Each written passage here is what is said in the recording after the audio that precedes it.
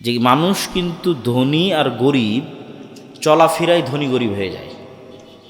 যার চলাফেরা ধনীর মূলনীতির মতো ধনী হয়ে যাবে, আর যার চলাফেরা গরিবের মূলনীতির মতো গরিব হয়ে যাবে। তো মূলনীতিটা কি? মূলনীতি হচ্ছে, গরিব যদি আজকে 50,000 টাকা পায়, গরিব যদি আজকে 1 লাখ টাকা পায়, তাহলে চিন্তা করবে এই 1 লাখ টাকা দিয়ে কী করি। 1 লাখ টাকার 20,000 টাকা দিয়ে একটা এসি কিনি, 20,000 টাকা দিয়ে একটা ফ্রিজ কিনি, আর 30-40,000 টাকা দিয়ে এটা কিনি। তাহলে এমন কাজে খরচ করলো যেখান থেকে আরও খরচ হবে, বুঝেন? এমন জায়গায় খরচ করলো যেখান থেকে আরও কি হবে, খরচ হবে। এসির বিল আসবে না, কারেন্টের বিল আসবে না, ফ্রিজ চললে কারেন্টের বিল আসবে না, বিল আসবে। মোটরসাইকেল যদি কিনে ওখানে তেল দেওয়া লাগবে না, তেল দেওয়া লাগবে। ও যদি মোবাইল কিনে মোবাইলে টাকা ঢুকানো লাগবে না, ইন্টারনেটের বিল দেওয়া লাগবে না, ওয়াইফাই নিলে ওয়াইফাইয়ের বিল দেওয়া লাগবে না। তাহলে এমন কাজে খরচ করলো যেখান থেকে আরও টাকা খরচের রাস্তা তৈরি হলো। এ গরিব হবে, জীবনে কোনো দিন ধনী হতে পারবে না, লিখে নেন। আর যারা ধনী হয় ওরা কি করে? ধনী যদি 1 লাখ টাকা আজকে পায়, তাহলে চিন্তা করবে 1 লাখ টাকা কি করলে আরও 5টা টাকা ইনকাম করা যাবে। জাস্ট এই এক সিদ্ধান্তে মানুষ ধনী হয় আর গরিব হয়। যে আমি আজ 1 লাখ টাকা ইনকাম করেছি, আমি এখন চিন্তা করছি 1 লাখ টাকা কি করলে আরও 5 টাকা ইনকাম করা যাবে। তখন 1 লাখ টাকা দিয়ে একটা গরু কিনলো, গরু কিনে বাড়িতে রাখলো, 3 মাস পর কুরবানি দিয়ে বিক্রি করে দিল। এই কিন্তু একদিন না একদিন ধনী হবেই হবে, আপনি লিখে রাখেন। শুধু এই সিদ্ধান্তে মানুষ ধনী আর গরিব হয়ে যায়। তাহলে ও কি কোনোদিন এসি ফ্রিজ কিনবে না? মূলধন খরচ করে কখনো এসি ফ্রিজ কিনতে হয় না, বিলাসী পণ্য কিনতে হয় না। মূলধনকে আরও টাকা বানানোর জন্য ইনভেস্ট করতে হয়। ওখান থেকে যখন আবার 5-10 টাকা লাভ আসবে, ওই লাভের টাকা জমিয়ে জমিয়ে যদি কোনো দিন আপনি 5 বছরে একটা ফ্রিজ কিনলেন, ওই লাভের টাকা জমিয়ে জমিয়ে আর 5 বছরে একটা এসি কিনলেন, তাতে সমস্যা নাই। কিন্তু মূল যে বেতনের টাকা পাচ্ছেন, সেই বেতনের টাকাটি দিয়ে মূল যেটা ধান বিক্রি করে টাকা হয়েছে, এই মূল টাকাটি দিয়ে আপনি এমন জায়গায় খরচ করলেন যেখানে আরও বেশি খরচ হবে, তাহলে আপনি জীবনে কোনো দিন ধনী হতে পারবেন না, মরা পর্যন্ত গরিব থেকে যাবেন। এই জন্য মূল টাকাটা ইনভেস্ট হতে হবে যেখান থেকে আবার কি আসবে, বলেন তো? আবার কি আসবে? আবার টাকা আসবে, আবার 1 টাকা হলেও ইনকাম হবে, তাহলে আপনি ধনী হবেন। আর যদি এই সবরের উপর, এই ধৈর্যের উপর টিকে থাকতে পারেন, যে আমি আমার বিলাসিতার জন্য, আমার পরিবারের বিলাসিতার জন্য কম খরচ করব, আরও বেশি কিভাবে টাকা ইনকাম করা যায় সেটার জন্য বেশি ইনভেস্ট করব, তাহলে আরও দ্রুত ধনী হবেন, আরও তাড়াতাড়ি ধনী হবেন। আর যে যত বিলাসী সে তত গরিব, যে যত বিলাসী সে তত গরিব, যে যত ত্যাগী সে তত ধনী, যে যত ত্যাগী সে তত ধনী। আর টাকা যখন আসবে তখন প্রথমে খরচ করতে হবে গরিব মিসকিনের জন্য, অসহায়ের জন্য, মসজিদ মাদ্রাসার জন্য। কেননা টাকা দিয়ে জান্নাত কিনতে হবে, ইবাদত দিয়ে জান্নাতের গ্যারেন্টি দেওয়া খুব কঠিন। গুনাহ থেকে মুক্ত থেকে জান্নাতের গ্যারেন্টি দেওয়া কঠিন। কে এখানে দাঁড়িয়ে বলতে পারবে যে আমি 1 ওয়াক্ত সালাতও কাজা করিনি?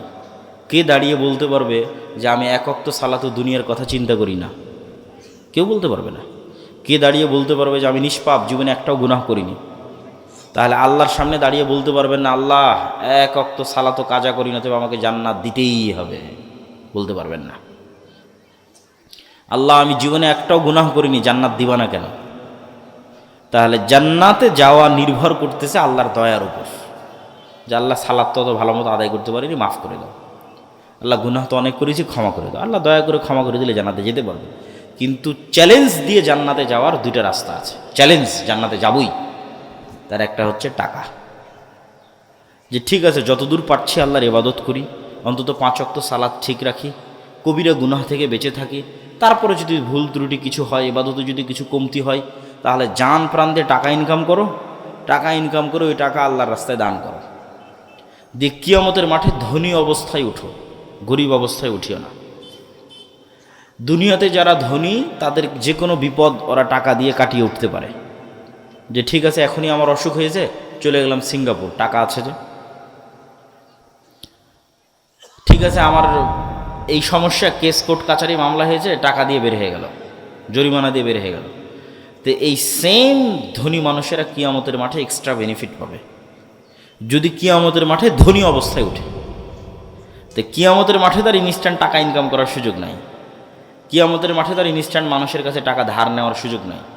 তো তাহলে কিয়ামতের মাঠে ধনী অবস্থায় উঠতে হলে আগেই দিয়ে যেতে হবে, মানে এখন কোটি কোটি টাকা কিয়ামতের অ্যাকাউন্টে জমা করে যেতে হবে, দিয়ে এখন কিয়ামতের মাঠে যখন উঠলেন তখন আপনি মনে করেন 100 কোটি টাকার মালিক, কথার কথা বলতেছে। দেন 100 কোটি টাকার মালিক, যত সালাতে কমতি আছে, আর যত আল্লাহর হস্তে গুনাহ আছে, আর যত মানুষ পাওনাদার আছে, যে আল্লাহ আমার নামে গীবত করেছে, আল্লাহ আমাকে গাল দিয়েছে, আল্লাহ আমাকে কমেন্টে নিন্দা করেছে, আল্লাহর কাছে তো কেস আসতে থাকবে, আর ও পাশে বসে থেকে টাকা দিতে থাকবে। আর 100 কোটি টাকার মালিক না, টাকা দিতে দিতে দিতে দিতে জান্নাত আর কিনা হয়ে গেছে, কোনোটাতেই আর ওকে কেউ আটকাতে পারলো না, ও এখন সোজা জান্নাতে চলে যাবে। বলেন আল্লাহু আকবার। এই জন্য জান্নাত নিশ্চিত করার জন্য টাকা লাগবে, এবং ওই টাকা আল্লাহর রাস্তায় ব্যয় করতে হবে। ওই সমস্ত মানুষেরা খুবই ভাগ্যবান যারা টাকা ইনকামও করতে পারে, আবার টাকা আল্লাহর রাস্তায় ব্যয়ও করতে পারে। কিছু মানুষ আছে টাকা ইনকাম করতে পারে ঠিকই, কিন্তু ওই যে ছেলেটা বললো না, যে আনন্দ উৎসব, ডিজে পার্টি, বিনোদন, ঘোরাফেরা, গান বাজনা, মদ, নারী, দুবাই, ঠিক আছে, বেহায়াপনা বেলিল্লাপনাতে টাকা শেষ করে দিচ্ছে। তো ওর কথা নয়, যে টাকা ইনকামও করতে পারে, আবার টাকা কোথায় ব্যয় করতে পারে? আল্লাহর রাস্তায়। এ খুব সৌভাগ্যবান, খুবই সৌভাগ্যবান, এর কাছে জান্নাত বিক্রি হয়ে যাবে। এই জন্য যুবকেরা বসে থাকার কোনো সুযোগ নাই, অলসতার কোনো সুযোগ ইসলামে নাই, সময় নষ্টের কোনো সুযোগ ইসলামে নাই। আল্লাহ সুবহানাহু ওয়া তাআলা এই পৃথিবীকে নেতা হওয়ার জন্য দুইটা ফাংশনের উপর দাঁড় করিয়ে রেখেছে। একটা ফাংশনের নাম জ্ঞান এবং শিক্ষা, আর একটা ফাংশনের নাম সত্যবাদিতা এবং ন্যায়পরায়ণতা। তুমি মোবাইলের যেই বাটনে চাপ দিবা, সেই বাটন সেইভাবেই কাজ করবে। তো এখন ইহুদি খ্রিস্টানেরা যদি জ্ঞান অর্জন করে, শিখে, পড়ে, লেখে, আর মুসলমানের সন্তানেরা, সৈয়দপুরের সন্তানেরা যদি গান বাজনা, ফ্রি ফায়ার, পাবজি, ইউটিউব, ঠিক আছে, আইপিএল, বিপিএল, অনলাইন বেটিং, জুয়া, বিড়ি, সিগারেট, মদ, এগুলো যত সময় নষ্টের রাস্তা আছে, এগুলোতে সময় নষ্ট করে, তো আল্লাহ বলবে না যে ইহুদি খ্রিস্টান তোরা থাম, তোরা এত পড়তেছিস, এত জ্ঞান অর্জন করতেছিস, তোদেরকে আমি নেতা বানাবো না, আমার সৈয়দপুরে একটা মদখোর জুয়াখোর বান্দা আছে, ওকে নেতা বানাবো। এটা করবে নাকি আল্লাহ? তোমাদের কি মনে হয় আল্লাহ এটা করবেন? জি না। যে জ্ঞান অর্জন করবে ওই নেতা হবে, এভাবেই পৃথিবী দাঁড়িয়ে আছে। আর যে এই যে জুয়া মদ নেশায় সময় দিবে, গোলাম হবে, বাই ডিফল্ট অটোমেটিক গোলাম। 14 গোষ্ঠী প্রজন্মের পর প্রজন্ম গোলাম। যেন নেতা হতে হলে জ্ঞান ছাড়া রাস্তা নাই। নেতা হতে হলে প্রোডাক্টিভ, সময়কে কাজে লাগিয়ে পরিশ্রম করে টাকা উপার্জন করা ছাড়া রাস্তা নাই। নেতা হতে হলে সত্যবাদী, ন্যায়পরায়ণ। ঠিক আছে, তোমার জ্ঞান আছে বুঝলাম, তোমার টাকা আছে বুঝলাম, কিন্তু তুমি সেই জ্ঞানকে বিক্রি করে দিচ্ছ। বিদেশ থেকে ডক্টরেট ডিগ্রি পাশ করে এসে যেই কোম্পানি হাদিয়া দিয়েছে গাড়ি BMW, ওই কোম্পানির ওষুধ লেখে আজীবন, তাহলে তো জ্ঞানকে বিক্রি করে দিল। তাহলে তোর সত্যবাদিতা, ন্যায়পরায়ণতার উপর অটল থাকতে পারলো না, ওইটা দিয়ে হবে না, সবগুলো লাগবে। আরও 3টে জিনিস লাগবে মুসলমানদের জন্য বিশেষ করে, সেটা হচ্ছে আল্লাহ সুবহানাহু ওয়া তাআলার সাহায্য। আল্লাহর সাহায্য ছাড়া ইসলাম এবং মুসলমানদের বিজয় হয় না। আর আল্লাহর সাহায্য পৃথিবীতে নেমে আসে রাতের সালাত দিয়ে, সকাল সন্ধ্যার জিকির দিয়ে। সালাত এবং জিকির পৃথিবীতে আল্লাহর সাহায্য নেমে আনার টেকনোলজি, প্রযুক্তি, এবং পৃথিবীর সর্বোচ্চ পর্যায়ের প্রযুক্তি। ধরো আমাদের সামনে একটা উন্নত মানের দরজা, যেমন আজকের যদি কোনো ঢাকা অথবা চিটাগাংয়ের কোনো বড় অফিসে যাও, তাহলে সেই অফিসে গিয়ে দেখবা যে দরজায় লক দেওয়া আছে, ফিঙ্গারপ্রিন্টে লক ওপেন হচ্ছে, দরজার লক, অথবা পাসওয়ার্ডে দরজার লক ওপেন হচ্ছে, অথবা কার্ড প্রেস করলে, 5 স্টার হোটেলগুলোতে কার্ড প্রেস করলে দরজার লক ওপেন হয়ে যায়। তো এই যে দরজায় লক দেওয়া আছে, মনে করো আমরা এমন একটা দরজার সামনে দাঁড়িয়ে আছি, যেই দরজা এর চাইতেও উন্নত প্রযুক্তির, আরও উন্নত প্রযুক্তির। সেই দরজাতে লক নির্ধারণ করা আছে 3 ভাবে। দরজার সামনে নির্ধারিত সময়ে আসতে হবে, ওই টাইমে আসলেই দরজার লক কাজ করবে, ওই টাইমের বাইরে আসলে কাজ করবে না। তাহলে নির্ধারিত সময়ে দরজার সামনে এসেছো, দরজার সামনে আসার পর ওই দরজার মধ্যে একটা চিত্র, যেমন ফেস ভেরিফিকেশানে একটা পিকচার নিয়ে নেয়, ডানে বামে তাকিয়ে পিকচার নিয়ে নেয়, ফেস ভেরিফিকেশানে ধরলে এটা ওপেন হয়ে যায়। তো ওখানে একটা চিত্র ইনস্টল করা আছে, আপলোড দেওয়া আছে, যেটার সাথে মিললে দরজাটা ওপেন হবে। তো শুধু কি চিত্র না, প্রত্যেকটা পার্টের সাথে একটা সাউন্ড ওখানে ইনস্টল করা আছে, যে এই পার্টে যদি এই সাউন্ড উচ্চারণ করে দরজা খুলবে। তাহলে মনে করো নির্ধারিত সময় আমরা দরজার সামনে আসলাম, এসে এভাবে দাঁড়ালাম, এটা একটা চিত্র ওই দরজাতে ইনস্টল দেওয়া আছে। এবার সাউন্ড আলহামদুলিল্লাহ রাব্বিল আলামিন আর রহমানির রহিম, সাউন্ডও মিলে গেল। এবার রুকুতে গেলাম, ওইটাও একটা চিত্র, ওইটাও ওই দরজায় ইনস্টল দেওয়া আছে, ওইটার সাথে একটা সাউন্ড ম্যাচ করা আছে, সুবহান রাব্বিল আযীম, সুবহান রাব্বিল আযীম। সিজদায় গেলাম, ওটাও একটা পিকচার, ওটাও ওই দরজায় ইনস্টল দেওয়া আছে, ওখানকার সাউন্ড সুবহান রাব্বিল আলা ওটার সাথে ম্যাচ করলো। নির্ধারিত সময়ে গেলা, নির্ধারিত পিকচার গেল, নির্ধারিত সাউন্ড গেল, ওই দরজাটা খুলে গেছে। এইটা এমনি উদাহরণ হিসেবে বোঝানোর জন্য তোমাকে বলতেছি। তো আল্লাহ সুবহানাহু ওয়া তাআলার সাহায্য পৃথিবীতে নেমে আসবে, গায়েবী মদদ। তো গায়েবের পাসওয়ার্ড, গায়েবের ওই দরজা ওপেন হবে সালাত দিয়ে। বল আল্লাহু আকবার। আল্লাহর সাহায্যের দরজা উন্মুক্ত হয় সালাতে। এই জন্য সূর্যগ্রহণে আল্লাহর নবী সালাত পড়ে, চন্দ্রগ্রহণে আল্লাহর নবী সালাত পড়ে, বৃষ্টির দরকার হলে আল্লাহর নবী সালাত পড়ে, জানাজার জন্য আল্লাহর নবী সালাত পড়ে, যুদ্ধের মাঠে সালাত পড়ে, যে কোনো বিপদ আপদে সালাত পড়ে। কেন এটার চেয়ে পাওয়ারফুল কোনো টেকনোলজি পৃথিবীতে নাই, যেটা পৃথিবীতে আল্লাহর সাহায্য নামিয়ে আনতে পারে আসমান থেকে। এই জন্য মুসলমানেরা যারা সালাত আদায় করে না, এরা আল্লাহর গন্তির মধ্যেই পড়ে না, আল্লাহর কাউন্টের মধ্যেই পড়ে না, খাতাতে নামই নাই। এই জন্য ও ধর্তব্যের মধ্যে আসবে না, সার্টিফিকেট পরীক্ষা কোনো কিছুতেই কাউন্ট হবে না। যতক্ষণ আছে সালাতে ততক্ষণ কাউন্ট হবে। আরও যদি তোমাদের সহজ করার জন্য বলি, ইয়াং জেনারেশন, তোমাদের সহজের জন্য বলতেছি, ইবনুল কাইয়িম রাহিমাহুল্লাহ বলছে যে বান্দা যখন সালাতে দাঁড়ায় এবং নির্ধারিত সিজদার জায়গায় চোখ রাখে, তখন আল্লাহ সুবহানাহু ওয়া তাআলা তার নূরের পর্দা সরিয়ে বান্দার মুখোমুখি হয়ে যান। বান্দার অন্তর যখন দুনিয়ার অন্য কোনো কথায় ব্যস্ত হয়ে যায়, তখন আল্লাহ আবার নূরের পর্দা দিয়ে সরে যান, বান্দার আর মুখোমুখি থাকেন না। তো এই উদাহরণ যেহেতু ইবনুল কাইয়িম রাহিমাহুল্লাহ দিয়েছে, আমি তোমাদের বোঝার জন্য আরও সহজ, এরকম কে কে আছো এখানে? অনলাইনে যখন ক্লাস করো তখন ইন্টারনেট কানেক্ট থাকার কারণে তোমার টিচার অনলাইনে আসলো, তুমিও জুমে লগ ইন করে ক্লাসে ঢুকে গেলা। তাহলে তোমার চেহারা তোমার টিচার দেখতে পাচ্ছে, তুমি তোমার টিচারের চেহারা দেখতে পাচ্ছ।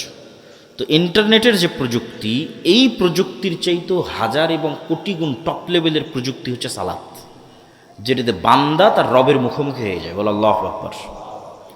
তো তুমি যেমন এই যে ক্লাসে অনুপস্থিত যদি থাকো, তোমাকে পরীক্ষা দিতে দিবে, তোমাকে সার্টিফিকেট দিবে।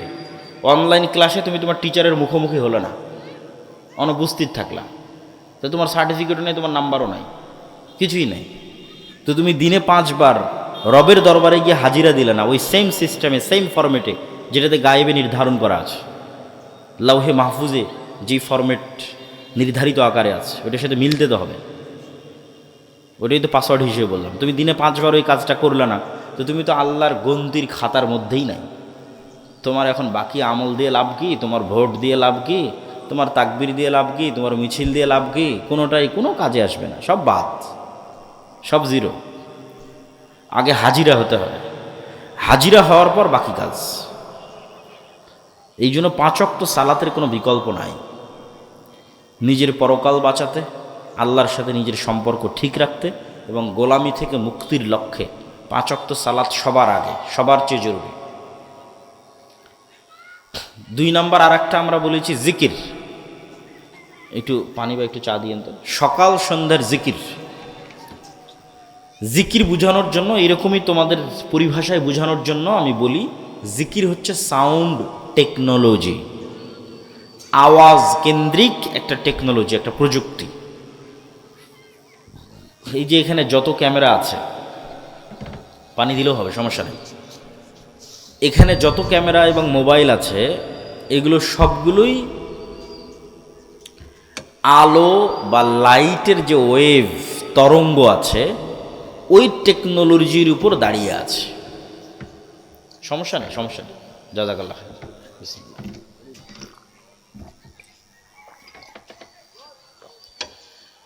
আলোর টেকনোলজির উপর দাঁড়িয়ে আছে মানে এই যে আমরা আলো দেখতে পাচ্ছি, আলো আমার কথাকে বহন করতে পারে, আমার লেখা ওইটাকে ডাটাকে ধারণ করতে পারে। আমি এখান থেকে বলতেছি, এই আলো এই কথাটাকে ওর গতিতে উড়িয়ে নিয়ে আমেরিকা চলে যাচ্ছে ওই মোবাইলের মাধ্যমে। এখন বলতেছি আমেরিকা এবার এখন শুনতে পাচ্ছে। এটা আগেও যেত, পৃথিবী যেদিন থেকে আছে সেই দিন থেকেই যায়। আমরা জানতাম না, আমরা ব্যবহার করতে পারিনি, শিখিনি ব্যবহার করা। এখন ব্যবহার করা শিখেছি, নেটওয়ার্ক লাগিয়েছি, ঠিক আছে, টাওয়ার লাগিয়েছি, মোবাইল বানিয়েছি, এখন ব্যবহার করতে পারতেছি। কিন্তু যেত আগে থেকেই। আমি বলতেছি আমার এই কথা এখন ইনস্ট্যান্ট আমেরিকা চলে যাচ্ছে, এটা আগে থেকেই যেত।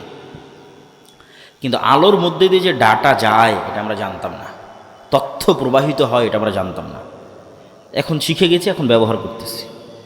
তো এইটা একটা টেকনোলজি যেটার উপর এখনকার পৃথিবী দাঁড়িয়ে আছে, এখনকার কম্পিউটার, এখনকার মোবাইল, ল্যাপটপ সব দাঁড়িয়ে আছে।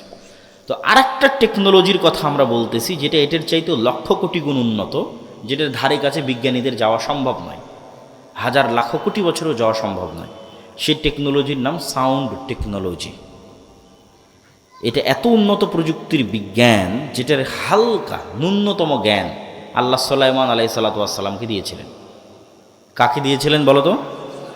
সুলাইমান আলাইহিসসালামকে দিয়েছিলেন। যে কি বললে পিঁপড়া বুঝবে এটা সুলাইমান আলাইহিস সালাম জানতেন, আবার পিঁপড়া কি বুঝতেছে এটাও সুলাইমান আলাইহিস সালাম জানতেন। তথা সকল প্রকারের সাউন্ড শোনা এবং বুঝার ক্ষমতা তার ছিল, এটা সাউন্ড টেকনোলজি। অনেক মুফাসসির লিখেছে যে সুলাইমান আলাইহিসসালাম যে বললেন, কে পারবা বিলকিসের সিংহাসনকে চোখের পলকে আমার এখানে উপস্থিত করাতে। তো ইফরিত মিনাল জিন, জিনদের একজন ইফরিত বলল, ইফরিত নামক, যে আপনি বসা থেকে দাঁড়ানোর আগে সিংহাসন এখানে উপস্থিত করব। তো সুলাইমান আলাইহিস সালাম রাজি হলেন না। তখন কোরআনের আয়াতে বলা আছে যে এমন একজন লোক যাকে আল্লাহ জ্ঞান দিয়েছিল। ওখানে কিন্তু আর বলা নাই যে জিন না মানুষ, এটা বলা নাই, বলেছে এমন একজন যাকে আল্লাহ জ্ঞান দিয়েছিল। সে বলল যে আমি চোখের পলক ফেলার আগে সিংহাসন নিয়ে আসতে পারবো। জিন কিন্তু পারেনি। আগে যে ইফরিত নামক জিন, ও বলে যে আপনি দাঁড়িয়ে আছেন বসার আগে অথবা বসে আছেন দাঁড়ানোর আগে নিয়ে আসবো। সুলাইমান আলাইহিস সালাম এটাতে রাজি হয়নি। এমন একজন যাকে আল্লাহ জ্ঞান দিয়েছিল সে বলল আপনার চোখের পলক পড়ার আগে নিয়ে আসবো। তো অনেক মুফাসসির লিখেছে উনি বিশেষ জিকির দিয়েই কাজটা করেছে, সাউন্ড টেকনোলজি। এবং অনেক বিজ্ঞানী বলেছে যে পিরামিড যে তৈরি হয়েছে এত উঁচুতে যে পাথর চলে গেছে, আজকের পৃথিবীর সবচেয়ে বড় ক্রেন দিয়েও এত উঁচুতে পাথর নিয়ে যাওয়া সম্ভব নয়। কেমনে গেল? তো বলে এটা সাউন্ড টেকনোলজির সহযোগিতা ছাড়া এটা সম্ভব নয়। তো সাউন্ড টেকনোলজি খুব বড় একটা টেকনোলজি যার ধারে কাছে আজকের বিজ্ঞান নাই, সেটা হচ্ছে আওয়াজ, যে জিকির। তো আল্লাহ সুবহানাহু ওয়া তাআলা ইসরাফিলকে বাঁশি দিয়ে রেখেছেন। ইসরাফিলের কান খাড়া হয়ে আছে। সারা পৃথিবী ধ্বংস করা হবে, আসমান জমিন ফেটে চৌচির হয়ে যাবে, পাহাড়গুলো আকাশে উড়বে আওয়াজের প্রভাবে, ইসরাফিলের বাঁশির আওয়াজে। তাহলে আওয়াজ কত পাওয়ারফুল হতে পারে যে পুরো পৃথিবী ধ্বংস করা হবে কি দিয়ে? আওয়াজ দিয়ে। এবার পৃথিবীর সব মানুষ মরে গেছে, জিব্রাইল, মিকাইল, মালাকুল মৌত সব মরে গেছে, আল্লাহর আরশ বহনকারী তারাও মরে গেছে। আল্লাহ এখন সবাইকে জীবিত করবে অনেক দিন পর, কতদিন পর আল্লাহ ভালো জানে। তখন ইসরাফিলকে জীবিত করে আবার ইসরাফিলকে বলবে বাঁশিতে ফু দাও। এখন সারা পৃথিবীর মানুষ একবারে নিজ নিজ কবর থেকে উঠে উলঙ্গ এবং খালি পায়ে দৌড়াতে থাকবে আওয়াজে, ইসরাফিলের বাঁশির আওয়াজে। আওয়াজ কত পাওয়ারফুল হতে পারে! আওয়াজ জানা গেলে, আওয়াজ শিখা গেলে সে আওয়াজ খুবই পাওয়ারফুল। এমন কোনো অসম্ভব নয় যে অসম্ভব আওয়াজ দিয়ে সম্ভব করা সম্ভব নয়। তো ঠিক তেমনি মুহাম্মদ সাল্লাল্লাহু আলাইহি ওয়াসাল্লাম এবং তার উম্মতকে আল্লাহ যে মুজিজা দিয়েছেন, এটা মুসা আলাইহিস সালামের লাঠির চেয়ে বেশি পাওয়ারফুল। এটা ঈসা আলাইহিস সালাম যে অন্ধর চোখে হাত দিয়ে বলে দিতেন যে আর চোখ হয়ে গেল বিসমিল্লাহ, কারো মাথায় টাক ছিল বিসমিল্লাহ বলে দিলে চুল হয়ে গেল, তো ঈসা আলাইহিস সালামের ওই মজেজার চেয়েও পাওয়ারফুল আল্লাহ একটা মজেজা মুহাম্মদ সাল্লাল্লাহু আলাইহি ওয়াসাল্লাম এবং উম্মতে মুহাম্মাদিকে দিয়েছে, সেটা হচ্ছে এই কোরআন। বলেন আল্লাহু আকবার। কেননা এই কোরআন কার আওয়াজ? এটা আল্লাহর, সরাসরি আল্লাহর আওয়াজ। বলেন আল্লাহু আকবার। এই কোরআনের শব্দ এবং বাক্য আল্লাহর, যেটা আল্লাহ সুবহানাহু ওয়া তাআলার কাছ থেকে জিবরাইল আলাইহিস সালাম শুনেছে, জিবরাইলের কাছ থেকে মুহাম্মদ সাল্লাল্লাহু আলাইহি ওয়াসাল্লাম শুনেছে। এটা আল্লাহর আওয়াজ, আল্লাহর শব্দ। এই জন্য এটার চাইতে পাওয়ারফুল এবং শক্তিশালী আর কিছু নাই পৃথিবীতে এই কোরআনের চাইতে। কেন এটা সাউন্ড টেকনোলজি, সাউন্ডের চাইতে পাওয়ারফুল কিছু নাই, এই বিজ্ঞানের ধারে কাছে নাই, এই আওয়াজের ধারে কাছে নাই। এই জন্য জিকিরের মধ্যে সর্বশ্রেষ্ঠ জিকির হচ্ছে কোরআন। ওইটার উপর ঈমান থাকতে হবে, বুঝতে হবে, পড়তে হবে, সকল কাজে লাগবে, সকল কাজে। তো যে কোনো অসম্ভবকে সম্ভব করা যায় জিকির দিয়ে। এইটার আর এক দুটো উদাহরণ দিয়ে আজকের বক্তব্যের শেষের দিকে চলে যাব। মুসা আলাইহিস সালাতু ওয়াস সালামকে আল্লাহ যখন ফেরাউনের কাছে পাঠালেন, তখন মুসা আলাইহিস সালামকে আল্লাহ লাঠি দিলেন, বগলের নিচ থেকে হাত বের করলে সেটা জলজল করে, এই মজেজা দিলেন। তারপরে মুখের যে জড়তা ছিল সেটা ভালো করে দিলেন। সব ভালো করে দেওয়ার পর আল্লাহ মুসা আলাইহিস সালামকে বলছেন, ওয়ালা তানিয়া ফি জিকরি। মুসা, এগুলো যা দিলাম এগুলো সব অ্যাক্টিভ থাকবে, ফাংশন করবে যদি তুমি আমাকে জিকিরে না ভুলে যাও। খবরদার আমাকে জিকিরে ভুলবা না। এখন কল্পনা করেন মুসা আলাইহিস সালাম এক সপ্তাহ থেকে নামাজে নাই, সালাত আদায় করেন এক সপ্তাহ থেকে জিকিরে নাই। তো এখন এক সপ্তাহ পরে লাঠি ছাড়ে, লাঠি আর সাপ হয় না। লাঠি দিয়ে সমুদ্রের উপর বাড়ি মারে, রাস্তা হয় না। লাঠি দিয়ে পাথরে আঘাত করে, ঝর্ণা তৈরি হয় না। কারণ এগুলো সব ডিঅ্যাক্টিভেট হয়ে গেছে। যুবকেরা বুঝতে পারলা? তোমাদের ফেসবুক, টিকটকের অ্যাকাউন্ট ডিঅ্যাক্টিভেট হয়ে যায় না? ডিঅ্যাক্টিভেট হয়ে গেছে। এটা অ্যাক্টিভেট থাকবে ততক্ষণ যতক্ষণ পৃথিবীর সর্বোচ্চ মেশিন হচ্ছে কালব। মুসা আলাইহিস সালাতু ওয়াস সালামের কালব সালাতের মাধ্যমে এবং জিকিরের মাধ্যমে আল্লাহর সাথে কানেক্টেড থাকবে, ততক্ষণ আল্লাহ যে মজেজাগুলো দিয়েছে এগুলো ফাংশনাল থাকবে। সমুদ্রে বাড়ি মারলে রাস্তা তৈরি হয়ে যাবে, পাহাড়ে পাথরে আঘাত করলে ঝর্ণা তৈরি হয়ে যাবে, ছেড়ে দিলে সাপ তৈরি হয়ে যাবে। তাহলে অ্যাক্টিভেট থাকবে যতক্ষণ এই সর্বোচ্চ পর্যায়ের মেশিনটা জিকিরের মাধ্যমে কার সাথে কানেক্টেড আছে? আল্লাহর সাথে কানেক্টেড আছে। তাহলে নেটওয়ার্কে বিচ্ছিন্নতা আসা যাবে না। বুঝতে পারেন? নেটওয়ার্কে বিচ্ছিন্নতা আসলে আর বাকিগুলো কোনো কাজ করবে না। এই জন্য জিকির খুবই গুরুত্বপূর্ণ। জিকিরবিহীন কলব এবং সালাতবিহীন মানুষ, এর সাথে আল্লাহ সুবহানাহু ওয়া তাআলার কোনো লেনাদেনা নাই। এরা শয়তানের গোলাম, শয়তানের দাস, শয়তানের বন্ধু। এরা যদি কোনো ভাগাড়ে পড়ে মরেও যায়, তবু আল্লাহ সুবহানাহু ওয়া তাআলা দেখতে যাবে না কে ভাগাড়ে পড়ে মরল। কোনো মূল্য নাই আল্লাহ সুবহানাহু ওয়া তাআলার কাছে। কানেকশনই নাই, নেটওয়ার্কই নাই, বিচ্ছিন্ন, পশুর মতো। কিন্তু মুসা আলাইহিস সালাম যেহেতু জিকিরের মাধ্যমে আল্লাহর সাথে কানেক্টেড, সালাতের মাধ্যমে আল্লাহর সাথে কানেক্টেড, সারা ইব্রাহিমের স্ত্রী জিকিরের মাধ্যমে আল্লাহর সাথে কানেক্টেড, সালাতের মাধ্যমে আল্লাহর সাথে কানেক্টেড। যখন যা মুখ দিয়ে উচ্চারণ করবে আল্লাহ সুবহানাহু ওয়া তাআলা তাই করবে। যে যত আল্লাহ সুবহানাহু ওয়া তাআলার অনুগত বান্দা, আল্লাহ সুবহানাহু ওয়া তাআলা তার অনুগত বান্দার জন্য পুরো পৃথিবীর সাথে যুদ্ধ করতে পারে, পুরো পৃথিবীর বিরুদ্ধে যুদ্ধ ঘোষণা করে দিতে পারে। পুরো পৃথিবী যদি তার আল্লাহ সুবহানাহু ওয়া তাআলার অনুগত বান্দাকে অত্যাচার বা জুলম করে। তাহলে জিকিরের আর একটা উদাহরণ দিই। জাকারিয়া আলাইহিস সালাতু ওয়াস সালাম, উনি একদিন দেখছেন যে মারিয়াম আলাইহিস সালাতু ওয়াস সালামের কাছে কুল্লামা দাখালা আলাইহা জাকারিয়াল মিহরাব ওয়াজাদা ইনদাহা রিজকা। যখনই মারিয়াম আলাইহিস সালাতু ওয়াস সালামের কাছে জাকারিয়া আলাইহিস সালাতু ওয়াস সালাম যান, তখনই দেখেন অসময়ের ফলমূল। ক্বালা ইয়া মারিয়াম আন্না লাকি হাযা। মারিয়াম, এগুলো কোথায় থেকে আসে? ক্বালাত হিয়া মিন ইনদিল্লাহ, আল্লাহর পক্ষ থেকে আসে। হুনালিকা দাআ জাকারিয়া রাব্বাহ, ওখানেই জাকারিয়া আল্লাহর কাছে দোয়া করছেন, আল্লাহ আমাকেও একটা ছেলে দাও মারিয়ামের মতো ভালো। আল্লাহ বললেন, দিব তোমাকে ছেলে, তোমার ছেলের নাম ইয়াহিয়া। আল্লাহই নাম রাখলেন যে ঠিক আছে তোমাকে ছেলে দিচ্ছি, তোমার ছেলের নাম কি বলেন তো? ছেলের নাম কি? ইয়াহিয়া। এখন জাকারিয়া আলাইহিস সালাতু ওয়াস সালামের আর নিজের বিশ্বাস হয় না যে ওনার ছেলে হবে। উনি তো জানে ওনার অবস্থা, চুল দাড়ি সাদা হয়ে গেছে, স্ত্রী বন্ধা, কেমনে ছেলে হবে? আল্লাহকে বলতেছে, আল্লাহ ছেলে যে হবে আর আলামত বলো, চিহ্ন বলো। আল্লাহ বললেন আলামত চিহ্ন হচ্ছে সকাল সন্ধ্যার জিকির। বলেন আল্লাহু আকবার। সন্ধ্যা মানে মাগরিবের আগে, যে এখন যে সময়টা আমরা পার করতেছি। লা ইলাহা ইল্লাল্লাহু ওয়াহদাহু লা শারীকা লাহু লাহুল মুলকু ওয়া লাহুল হামদু ওয়া হুয়া আলা কুল্লি শাইইন কাদির, এটা জিকির। লা ইলাহা ইল্লাল্লাহ, এটা জিকির। আল্লাহু আকবার, এটা জিকির। সুবহানাল্লাহ, এটা জিকির। আলহামদুলিল্লাহ, এটা জিকির। সুবহানাল্লাহ বিহামদিহি সুবহানাল্লাহিল আযীম, এটা জিকির। আর এই প্রত্যেকটা জিকির এরা সব বুঝে। এই গ্লাস, এই কাগজ, এই জামা সবাই বুঝে। কেন এরাও 24 ঘন্টা জিকির করতেছে। এদের প্রত্যেকের জিকিরের আওয়াজ আছে। এগুলো সুলাইমান আলাইহিস সালাম বুঝতেন। এটা সাউন্ড টেকনোলজি, আর ধারে কাছে বর্তমান বিজ্ঞান যেতে পারবে না। ওই যে পিঁপড়া যেমন চলতেছে, পিঁপড়ার চলারও আওয়াজ আছে, কিন্তু আমরা শুনতে পাই না। কিন্তু হাতি ঠিকই শুনতে পাই, যে পিঁপড়া যে চলতেছে বুঝতে পারে। ও পৃথিবীর অন্য আরও প্রাণী এরকম সূক্ষ্ম সূক্ষ্ম আওয়াজ শুনতে পায়।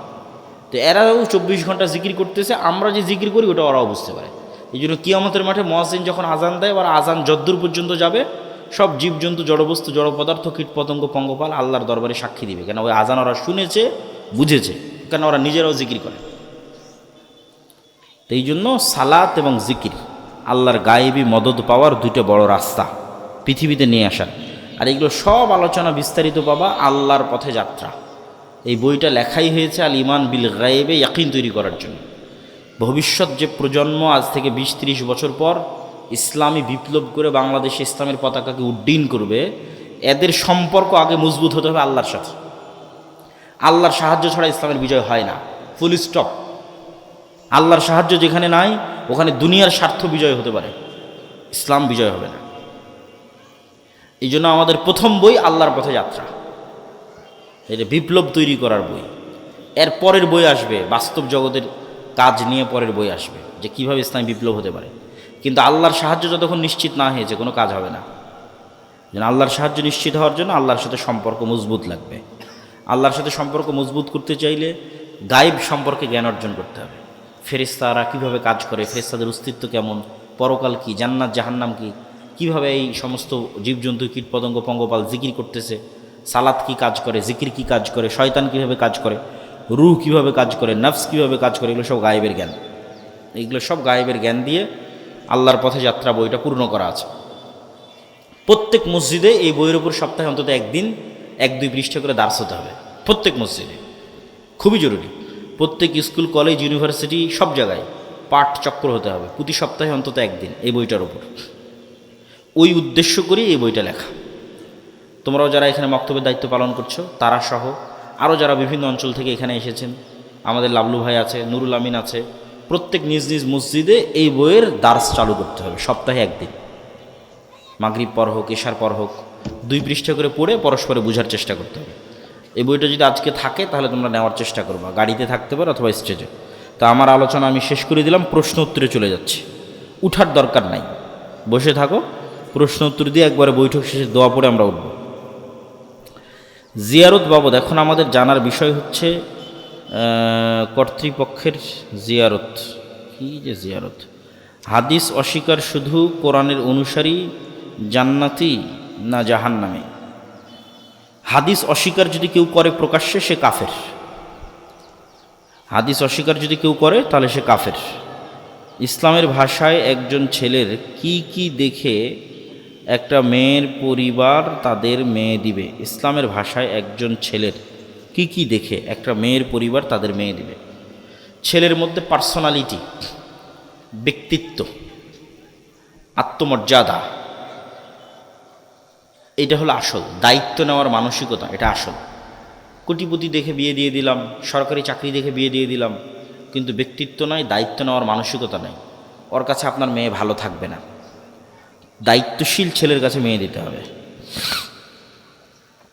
শাইখ কোনো এক সময় আল্লাহ আমাকে হেদায়েত দান করেছিলেন। আমি ইসলামের খুঁটিনাটি সকল বিধান মেনে চলতাম, কিন্তু কালের বিবর্তে আমি সেই হেদায়েত হারিয়ে ফেলেছিলাম। বর্তমান পুনরায় আবার সালাত সিয়াম আদায় করা শুরু করেছি, কিন্তু আগের মতো মনে শান্তি তৃপ্তি পাই না। তুমি আল্লাহর পথে যাত্রায় বইটা পড়ে দেখো, তারপরেও যদি শান্তি তৃপ্তি না পাও আমার সাথে দেখা করিও পার্সোনালি, সমস্যা নেই। জোহরের 4 রাকাত বেশিটা সুন্নাত। এই যে সালাতের যত প্রশ্ন আছে না, এটা নিয়ে আমাদের একটা বই আছে, 1000 প্রশ্নের উত্তর। তায়াম্মুম, অজু, ফরজ গোসল, হায়েজ, নেফাস, সালাত, ঠিক আছে, সবগুলো মিলে 1000 প্রশ্নের উত্তর আছে। স্টেজের সোজা পিছনে কালো গাড়ি বই মুক্ত করা আছে। স্টেজের পিছনে আই ওই পাশে রাস্তার দিকে যেতে, ঠিক আছে, রাস্তার দিকে গাড়িতে বই আছে। ইসলাম কি যৌথ পরিবার সমর্থন করে? করলেও মহিলাদের পর্দার বিধান কি? যৌথ পরিবার সমর্থন করে না এরকমও বলা যাবে না, আবার যৌথ পরিবার বাধ্যতামূলক এটাও বলা যাবে না। এখন আমি যদি ছেলে হই তাহলে আমার ওপর শুধু আমার স্ত্রী আর ছেলে মেয়ের দায়িত্ব এটা নয়, আমার ওপর আমার বাপ মায়েরও দায়িত্ব আছে। তাহলে বাপ মায়ের দায়িত্বটা আমাকে বাপ মায়ের সাথে বাপ মায়ের বাড়িতে থেকেই পালন করতে হবে এটাও জরুরি নয়, পরিবেশ পরিস্থিতির উপর নির্ভর করে। এখন যৌথ ফ্যামিলিতে যদি থাকা হয় সেক্ষেত্রে পর্দার বিধানে মাহারাম এবং নন মাহারাম মেনটেন করা একটু কষ্টকর হয়। তো মাহারাম এবং নন মাহারাম মেনটেন করার ক্ষেত্রে একটু সতর্ক থাকলে, পরিবারের সকল সদস্য আন্তরিক থাকলে, সহযোগিতাপূর্ণ থাকলে এটাও অত কঠিন নয়, একটু কষ্টকর কিন্তু অত কঠিন নয়।